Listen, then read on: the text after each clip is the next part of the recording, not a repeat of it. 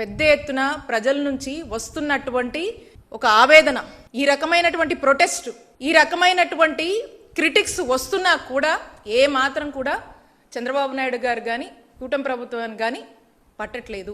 బ్లైండ్గా వాళ్ళు అధికారంలోకి వస్తానే ఒకటి నిర్ణయించుకున్నారు. ఇది జగన్మోహన్ రెడ్డి గారు తీసుకొచ్చారు ఈ గవర్నమెంట్ మెడికల్ కాలేజ్, ఈ 17 మెడికల్ కాలేజ్, అందులో 5 జగన్మోహన్ రెడ్డి గారు ప్రారంభించారు. 5 కొంత పని అయితే అవి ప్రారంభం అవుతాయి, ఇంకో 7 ఇంకొంచెం పని చేస్తే ప్రారంభం అవుతాయి. ఇవన్నీ ప్రారంభమైన ఇక్కడ ప్రజలకు ఉపయోగపడుతుందనేటువంటి యాంగిల్లో చూడట్లా.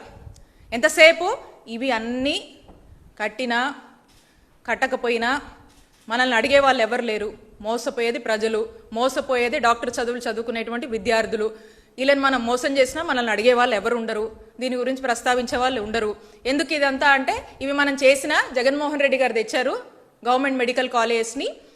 అది పూర్తయినా కూడా ఇంకా జగన్మోహన్ రెడ్డి గారిని, వైఎస్ఆర్ కాంగ్రెస్ పార్టీని ప్రజలు గుర్తుపెట్టుకుంటారు. కాబట్టి డెఫినెట్గా ఇది చెయ్యొద్దు అని చెప్పి కూటమి ప్రభుత్వం, చంద్రబాబు నాయుడు గారు ఒక నిర్ణయం తీసుకున్నారు. దాంట్లో భాగంగానే రీసెంట్ టైమ్స్లో మనం చూసాము. ఎందుకు వీళ్ళు ఈ నిర్ణయం చేశారు, వాళ్ళే స్టాప్ ఇమీడియట్లీ అని చెప్పి వాళ్ళు ఇచ్చినటువంటి ఆర్డర్స్ని కూడా గత ప్రెజెంటేషన్లో మనం చూసాం.